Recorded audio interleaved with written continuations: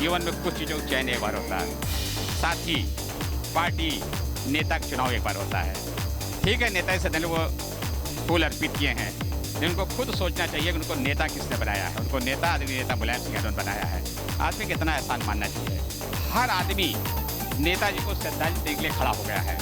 नेताजी देश के बड़े नेता थे। ये मेरी नैतिक जिम्मेदारी है कि नेताजी के न रहने के बाद ये पहला चुनाव है। हम लोग हर तरीके से परिश्रम करेंगे और नेताजी को श्रद्धांजलि को ऐतिहासिक जीत दिला के काम करेंगे। डिम्पल जी को लोकसभा भेजने का काम करेंगे। लेकिन छात्र हो, नौजवान हो, मजदूर हो, किसान हो, व्यापारी हो, समाज का सारा वर्ग समाजवादी पार्टी के साथ है, माननीय डिम्पल यादव जी के साथ है। उनको सांसद बनाने के लिए हर आदमी तैयार है और ये चुनाव जाति वर्ग धर्म से ऊपर उठ करके। अगर प्रशासन ने उपचुनाव को अपने हाथ में ना लिया होता और प्रशासन ना लड़ा होता तो वो चुनाव धर्मेंद्र यादव जीते हुए थे और एक तरफा चुनाव वहाँ का भी था। लोगों को वोट देने पे रोका गया तो वहाँ जनता की भावनाओं की हार हुई है, फिर धर्मेंद्र यादव जी की हार नहीं हुई है और प्रशासन की वहाँ जीत हुई है। यहाँ जन आंदोलन चल रहा है और नेताजी को हर जाति वर्ग धर्म, छोटा हो, बड़ा हो, अगड़ा हो, पिछड़ा हो, दलित हो, सब श्रद्धांजलि देने के लिए मन बना चुका है। मैनपुरी में माहौल गर्म है। दो तरफ प्रत्याशी हैं, एक तरफ भारतीय जनता पार्टी के, दूसरी तरफ समाजवादी पार्टी के। यहाँ पर फील्डिंग सजाने के लिए समाजवादी पार्टी के नेता हैं, जो दिग्गज नेता, वो मैदान में उतर चुके हैं। अरविंद सिंह गोप जी हैं मेरे साथ में। कैसी तैयारी है यहाँ पे, क्या लग रहा है आपको? ये पहला चुनाव हमारी याद में जो जनता अपने हाथों में ले ली है। डिम्पल जी के सामने भारतीय जनता पार्टी के प्रत्याशी की जमानत जब्त होगी। डिम्पल जी बहुत लोकप्रिय सांसद रही हैं। गरीब, किसान, नौजवान, छात्र, व्यापारी, महिला सब उनको आशीर्वाद दे रहे हैं। ये चुनाव तो हम देख रहे हैं मैनपुरी में 2 दिनों से हर आदमी नेताजी को श्रद्धांजलि देने के लिए खड़ा हो गया है। नेताजी देश के बड़े नेता थे। नेताजी बड़े नेता हैं, लेकिन उनकी जो समाधि स्थल है उस पर भारतीय जनता पार्टी के जो प्रत्याशी हैं वो भी जा रहे हैं, कह रहे हैं नेताजी हमारे भी हैं। मेरा कई भाषण आपने सुना होगा, जीवन में कुछ चीज़ों का चयन एक बार होता है, साथ ही पार्टी नेता का चुनाव एक बार होता है। ठीक है, नेता से वो फूल अर्पित किए हैं, लेकिन उनको खुद सोचना चाहिए कि उनको नेता किसने बनाया है। उनको नेता आदमी नेता मुलायम सिंह यादव ने बनाया है। आदमी को इतना एहसान मानना चाहिए। लेकिन कोई चिंता नहीं, एक तरफा चुनाव है। पूरा जनता अखिलेश जी के साथ खड़ी है।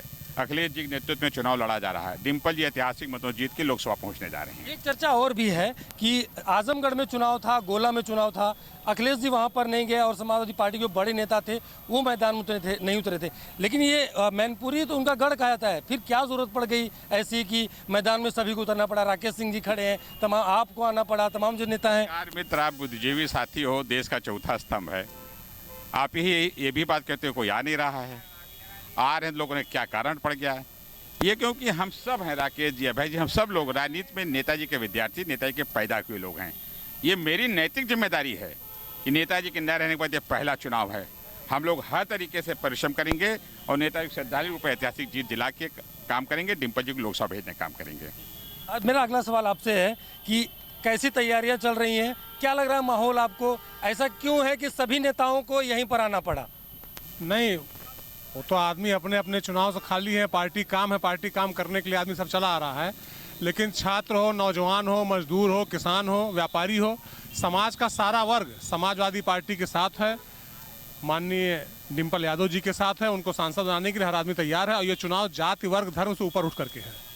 आप तो धर्म की बात कर रहे हैं कि जात से ऊपर है, लेकिन यहाँ पर जो बिसात बिछाई जा रही भारतीय जनता पार्टी के द्वारा, वो करें कि हमारा टक्कर बहुत ज़्यादा है, क्योंकि वो भी कहीं ना कहीं समाजवादी पार्टी खेमे से आते हैं और अखिलेश यादव को खुद मैदान में उतरना पड़ा। वो कह रहे हैं कि इतना टक्कर है कि अखिलेश यादव को खुद उतरना पड़ा और समाजवादी पार्टी के बड़े नेताओं को उतरना पड़ा। देखिए, माननीय राष्ट्रीय अध्यक्ष श्री अखिलेश यादव जी की जन्मभूमि भी है, कर्मभूमि भी है और नेताजी के फोटोग्राफी होने पे उनकी बहू यानी अखिलेश यादव जी की पत्नी चुनाव लड़ रही हैं, तो अपनी पत्नी के लिए अगर उतर के वो लोगों से अपील कर रहे हैं, अगर अपने परिवार के बीच में जा रहे हैं तो कोई इसमें किसी को गुरेज नहीं होना चाहिए। रही बात, वो कह रहे हैं टक्कर और हम कह रहे हैं मेरा चुनाव एक तरफा, तो इसी से अंतर समझ में आ जाना चाहिए कि वो टक्कर मान रहे हैं और मैं मान रहा हूँ कि भाजपा की जमानत जब्त होगी।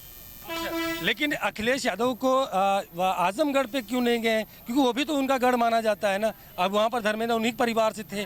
सवाल ये है, जनता के बीच में लोग सवाल कर रहे हैं, इसलिए वो आपसे सवाल कर रहे हैं। देखिए, मैं केवल ये कहूँगा कि उस समय परिस्थितियाँ क्या रही, व्यस्तताएँ क्या रही होंगी।